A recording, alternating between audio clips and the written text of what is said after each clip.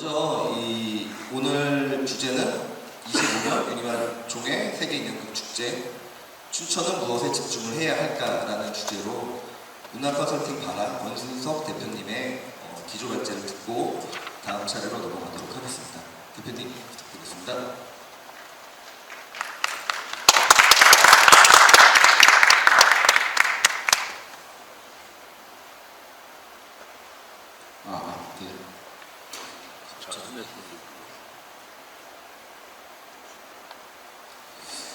네, 인사드리겠습니다. 어제는 제가 오전 10시부터 오후 4시 반까지 여기서 국내 여러 인형극제분들, 또 해외 이란, 스페인, 또 일본 두 군데 축제 관계자분들하고 포럼을 진행을 했었는데 오늘은 또 발제로 서서 여러분들 뵙겠습니다. 첫 번째 발제를 맡은 문화 컨설팅 바라의 권순석이라고 합니다. 반갑습니다, 여러분. 넘기면서 보면서 해야 돼서 자리에 앉아서 좀 진행을 하도록 하겠습니다. 제가 오늘 받은 발제 주제는 축제와 도시 브랜드입니다. 이 인형극제의 지난 89년부터의 역사나 향후 구체적 발전 방안에 대한 부분들, 또 25년 유니마 총회를 어떤 브릿지로 쓸 것인가에 대해서는 이후 최준호 교수님이나 또 토론자분들께서 많이 말씀을 해주실 것 같고요. 저는 앞에 우리 박영선 팀장님이 이야기하신 대로 문화도시 관점에서 지역의 축제들과 어떻게 상생 발전할 수 있느냐, 그것도 도시 브랜드 차원에서라는 고민을 하고 계셔서 이 주제를 받은 것 같습니다. 다 아시겠습니다만 이 문화라고 하는 것을 어떤 관점으로 바라보느냐, 문화 자체를 바라보느냐, 혹은 예술의 어떤 그 가능성들을 더 중심에 두느냐에 따라서 해석은 좀 달라집니다. 기본적으로 지금 앞에 띄워놓은 이 화면은 성장주의 관점에서의 문화다, 저는 이렇게 보여지는데요. 문화적 창의 기반, 예술을 중심으로 한 문화적 창의 기반들이 만들어지고 또 그것을 포함하는 도시의 문화 환경들이 갖춰지고 나면 도시가 발전할 것이다 라고 하는 어떤 가능성, 이론, 이런 이야기들일 것 같습니다. 기본적으로 브랜딩이라고 하는 것이 남과 다른 차별점을 의미하죠. 브랜드라고 하는 그 어원에도 보듯이 브랜딩한다 혹은 브랜드를 만든다라고 하는 것은 다른 것과의 차별 또는 경쟁에 우위에 서기 위한 과정들로 이렇게 이해가 되는데, 그 이면에는 사실은 성장주의 배경들이 있지 않나라는 생각을 해봤습니다. 사실 이런 도시 브랜딩 전략이 성공하기 위해서는 여러 가지 고민들을 해야 합니다. 아마 많은 분들이 이따 제 발제문에도 나올 텐데, 도시 브랜드 그러면 슬로건이나 이미지화된 로고 타입 같은 것들을 많이 떠올리실 것 같습니다. 과연 그것이 도시 브랜드인가라고 하는 지점에 있어서는 좀 의문을 갖게 됩니다. 사례는 조금 이따 좀 살펴보도록 하겠고요. 기본적으로 도시 브랜드는 도시의 상징으로 해당 도시의 정체성을 드러낸다, 이렇게 생각이 됩니다. 단순히 보여지는 예쁜 로고 혹은 상징, 슬로건만을 의미하는 것이 아니라 그 도시의 브랜드라고 하면 그 도시의 정체성을 드러내는 것이 바로 도시 브랜드이다, 이렇게 이해가 될 수 있겠습니다. 사실 이 도시 정체성이라는 것이 도시의 문화와 맞닿아 있어서 도시 정체성은 누가 인위적으로 만든다거나 뭔가 지시해서 생성되는 것은 아니라고 생각을 합니다.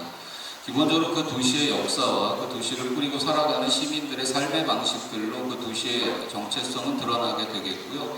그것이 다른 도시와 가지는 변별력, 구별점들이 도시의 브랜딩 되어서 도시 브랜드로 작동하게 되는 이런 원리가 바로 도시 브랜드가 아닐까라는 생각을 합니다.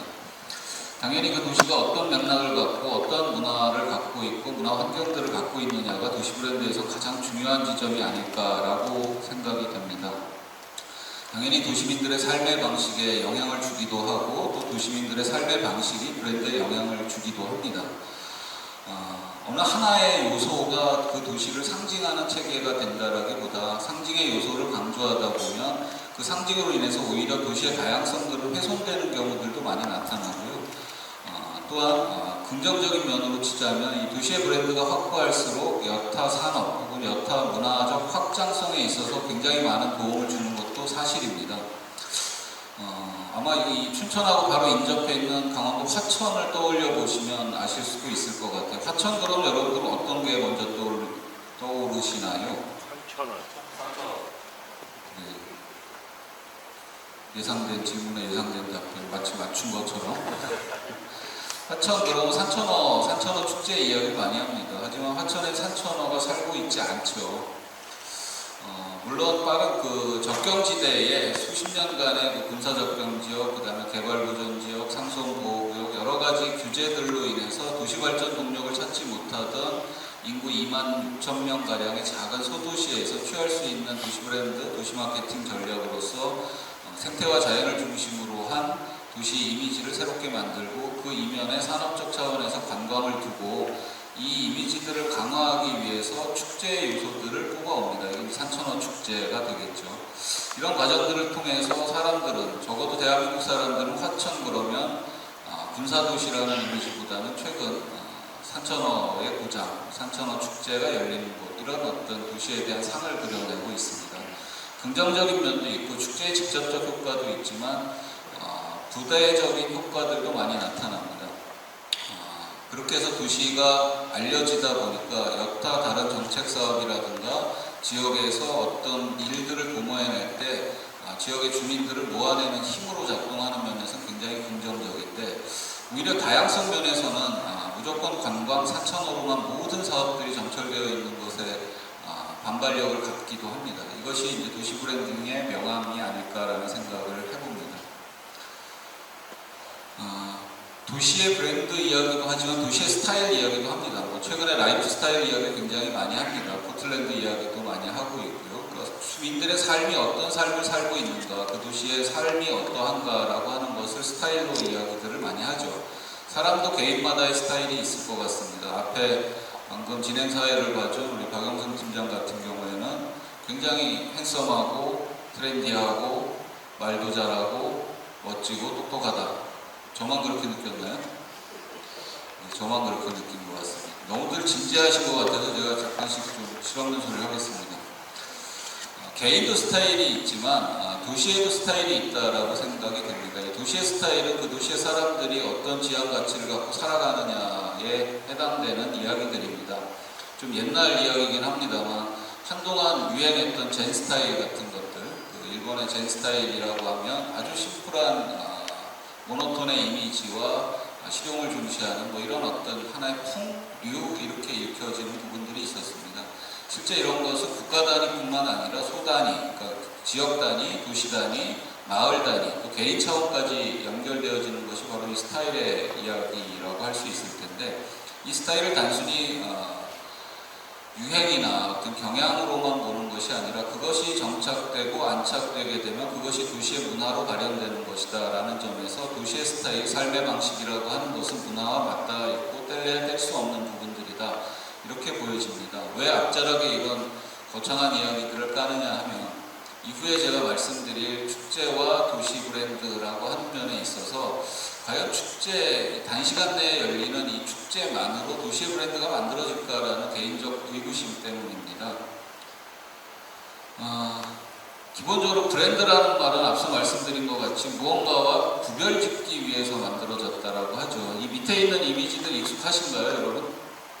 질문 너무 많이 드리는 것 같습니다. 아마 저 하이서울, 또 아이서울유, 그리고 이 오른쪽에 있는 저 두 개의 이미지가 최근 서울시가 도시 브랜드 사업으로 만들고 있다라고 하는 로고 타입인 것 같습니다. 사실 하이서울에서 아이서울유로 바뀌는 과정에서도 굉장히 많은 논란과 논쟁이 있었습니다. 과연 도시 브랜드는 무엇이어야 하는가, 무엇을 내포하고 있어야 되고 어떤 상징 체계들을 가져야 하는가, 어떻게 만들어 갈 수 있는가. 근데 이것이 또 시장이 바뀌고 나면 또다시 변화합니다.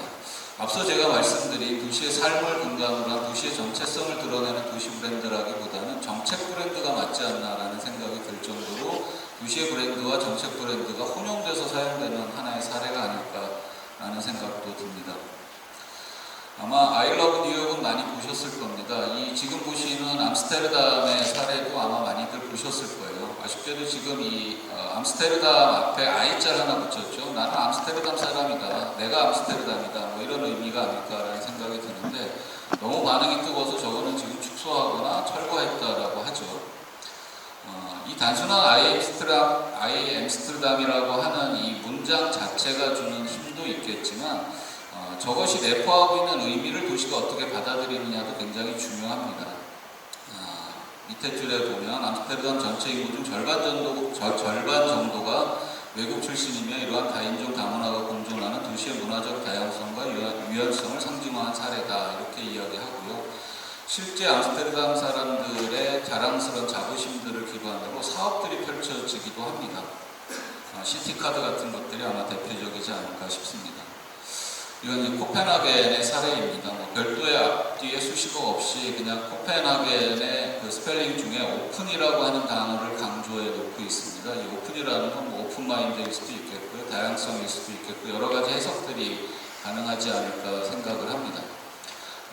오픈 포 유라고 해서 당신에게 열려있는 코펜하겐이라는 슬로건으로 다양한 캠페인 활동을 하는데 이런 것의 가치는 뭐 공유의 가치, 다양성의 가치 여러 가지들이 있을 겁니다. 그래서 공유 자전거라든가 이런 일상 속의 활동이나 산업 혹은 문화에 영향을 미치면서 이것이 도시의 정체성을 드러내기도 하고 도시의 정체성을 강화하는 데도 쓰여지는 모습들을 확인할 수 있습니다. 이거는 뭐 교토의 슬로건이라고 해도 과거형이긴 한데 두유교토라는 말을 당신은 교토하십니까? 처음에 이렇게 읽어봤는데 그런 의미는 아닐 거예요. 그러니까 교토답다 혹은 교토스럽다 뭐 이런 의미가 아닐까라는 생각을 하는데 실제 이 교토에 갔을 때 이런 경험들이 있습니다. 그 오른쪽 상단에 있는 저것이 이제 안경인데요. 일본의 전통 공예 기법이랍니다. 저는 잘 모르는데 그 공예 작가가 저 안경을 만들고 매장을 내고 판매를 하기도 하고 전시를 하기도 하는 그 작가의 작품인데 이 작가를 만나서 여러 가지 이야기하던 중에 그런 이야기를 직접 전해 들었습니다. 이 안경이 실제 사서 쓰는 사람도 있대요. 우리나라 그 당시 제가 인터뷰할 때 좀 오래되긴 했습니다. 우리나라 그 당시에 압구정도에 자기 매장도 있다. 거기까지는 뭐 유명한 작가인가 보다. 그리고 전통 기법을 갖고 교토를 기반으로 활동하는 작가인가 보다라고 생각을 했는데 그 다음 대화에서 저는 굉장히 좀 크게 인사이트를 얻을 수 있었습니다. 이 작가는 사실은 교토가 아닌 동경에서 미술을 공부하고 미술 활동을 하다가 교토로 이전에 이주해온 작가라고 합니다. 그래서 왜 동경, 교토보다는 도쿄가 훨씬 더 시장성도 크고 그렇게 또 대중화된 작품들도 하고 전시의 기회라든가 예술가로서 자신의 작품을 펼칠 수 있게 더 좋은 환경일 텐데 왜 교토를 선택했습니까? 라는 제 질문에 이 작가가 이렇게 대답을 했었습니다. 아까 말씀드린 대로 저는 전통 공예 기법을 쓰는 공예 작가라니까요. 이렇게 대답을 합니다. 이 말이 무슨 의미일까? 내가 비록 동경에서 공부를 하고 작품 활동을 시작했지만 자신이 추구하는 가치는 전통의 미를 갖추고 전통의 기법을 활용하니 나는 당연히 교토에서 일을 하는 게 작업하는 게 맞아라고 하는 확신. 그게 그 교토라고 하는 도시가 갖고 있는 아우라이자 힘이 아닐까라는 생각을 해봤습니다. 당연히 교토 그러면 여러분들 아시다시피 전통 문화의 도시이기도 하고요. 여러 산업적, 관광적 차원의 어떤 도시 이미지들을 갖고 있는데 예술가들도 내가 전통 문화와 관련되어 있는 사람이라면 교토에서의 삶을 꿈꿀 수 있다. 이게 굉장히 말은 쉬운데 그 도시가 과연 어떠하길래 그런 예술가를 끌어들이는 힘이 생길까라고 생각을 해보면 여러 가지 고민들이 듭니다. 이 말씀을 드리는 이유는 이후에 말씀드릴 우리가 인형극제, 마임축제가 89년에 시작을 해서 이미 30년이 훌쩍 넘어버린 축제들입니다.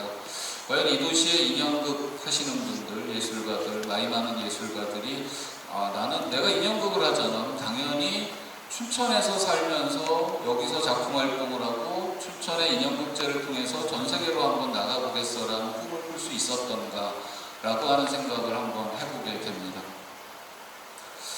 최근에 문화도시 부분에서 도시 브랜드 부분에서 아주 두각을 나타내고 있는 도시가 하나 있습니다. 부산 영도입니다. 이 밑에는 중앙일보 기사인데요. 이거 어디서 발췌했는지 안 쓰면 혼나는데 그냥 제가 말씀으로 드렸다는 걸 꼭 기억해 주십시오. 부산 영도구가 영도 문화도시 브랜드로 세계 4대 디자인 어워드를 모두 석권했다. 그래서 뭐 무슨 상 해서 우리가 잘 아는 레드닷까지 상을 받았다라고 합니다. 독특한 것은 여기에 브랜드 전략은 서체를 중심으로 하고 있습니다. 그 우측 상단에 보시면 그 모집 포스터에 보시면 영도체라고 하는 글씨를 써서 만들어진 이미지들을 보실 수 있습니다. 영도 문화도시센터 디자인 기획자 소상공인 매칭 프로젝트 뭐 이런 안내 포스터인데요. 저 글씨체가 영도 문화도시를 하면서 만들어낸 서체입니다. 어떤 슬로건을 디자인한 것이 아니라 서체를 개발함으로 인해서 그 서체의 의미가 지역성과 지역의 정체성을 담고 있고 이 서체를 응용해서 도시의 디자인적 요소로 활용되어지기 시작한다는 면에서 도시 브랜드의 가치를 넓게 인정받은 것 아닌가 생각이 됩니다. 여기는 자세히 들어갈 수는 없겠습니다만 그 영도라고 하는 도시가 갖고 있는 연결이라고 하는 키워드의 도시 정체성을 기반으로 한 서체입니다. 그래서 모든 글자체들이 연결되어져 있다라고 합니다. 재미난 것은 그 작년인가요? 그 지방선거 끝나고 나서 춘천시장님 인수위원회 인수보고서가 나왔는데 표지의 타이틀 글씨 서체가 영도체였던 거예요. 그래서 제가 너무 반가워갖고 사진을 찍어서 영도 문화도시센터장한테 보내줬더니 벌써 춘천까지 퍼졌냐라며 뿌듯해하던 모습이 기억이 납니다. 영도를 답사하러 가시는 분들은 우리 선진지 답사 이런 현수막 들고 많이 다니잖아요. 영도체를 써갖고 다니기 시작을 합니다. 실제 영도 안에서 작은 소상공인들의 간판이나 메뉴판들이 이것들로 강제하지 않아도 서서히 바뀌어가는 모습들, 이 디자인 서체에 동의한다는 이야기겠죠. 아직 전체가 다 그래. 이건 전체주의에서나 가능한 이야기일 것이고요. 아직은 소수이겠지만 그런 움직임들이 만들어지고 있다는 차원이 아마 이런 세계의 4대 브랜드와 관련된 디자인상을 석권하게 된 동기가 아닐까라는 생각을 해봅니다. 실제 이런 것들을 확산하기 위해서 기획자, 디자이너, 그리고 지역의 소상공인, 주민들과 함께하는 워크숍이나 활동들을 굉장히 다양하게 만들어냄으로 인해서 이런 의미들을 강화해 나가고 있다. 앞으로 이것이 어떻게 영도의 도시 브랜드로 정착될지는 지켜봐야 되겠습니다만 기존에 앞에 보셨던 슬로건과 디자인 타입만 가지고 도시의 정체성을 설명하는 방식과는 많이 다르다라는 것들은 아마 여러분들도 보시면 확인하실 수 있지 않을까 싶습니다.